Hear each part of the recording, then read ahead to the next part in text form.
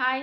Fasting அப்படிங்கிறது எல்லா ரிலீஜியஸ்லையுமே வைக்கக்கூடியது தான். ஸ்பெசிஃபிக்காக இஸ்லாமிக் ட்ரெடிஷன் படி இந்த ரமலான் மாதத்தில் 30 நாள் கிட்டத்தட்ட காலையில் 5:30 மணிலேருந்து சாயங்காலம் 6:30 மணி வரைக்கும் 13 மணி நேரம் நம்ம பாடியில் தண்ணி கூட குடிக்காமல் ஃபாஸ்டிங் வைக்கிறோம். ஸோ இந்த ஃபாஸ்டிங் வைக்கும் போது பாடியில் நடக்கக்கூடிய metabolic changes, hormonal changes, detoxification இது எல்லாமே இன்னைக்கு பார்க்கலாம்.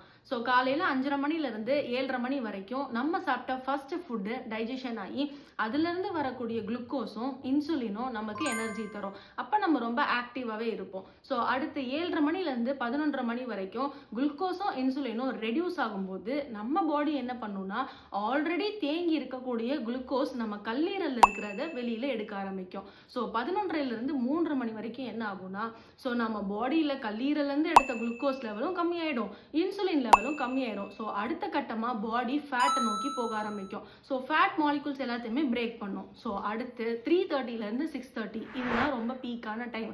இந்த டைமில் டீஹைட்ரேஷனால் தலைவலி வரலாம், ரொம்ப அதிகமாக பசி வரலாம், எரிச்சல் கூட வரலாம். ஸோ இந்த டைமில் மொத்த பாடியோட குளுக்கோஸ் லெவலும் இன்சுலின் லெவலும் டவுனுக்கு போயிடும். ஸோ நம்மளோட பாடியோட மெட்டபாலிசமுக்கே ஒரே ஒரு எனர்ஜி எதுனா இந்த ஃபேட் மட்டும்தான். ஸோ அதுதான் ஃபியூவலாக கன்வெர்ட் ஆகி வரும். இதில் மெயின் ட்விஸ்டே என்னன்னு பார்த்தீங்கன்னா நம்ம பாடியில் இவ்வளோ பெரிய ப்ராசஸ் முடிஞ்சதுக்கப்புறம் நம்ம கொடுக்கக்கூடிய ஃபுட்டு அதுதான் ரொம்ப இம்பார்ட்டண்ட்.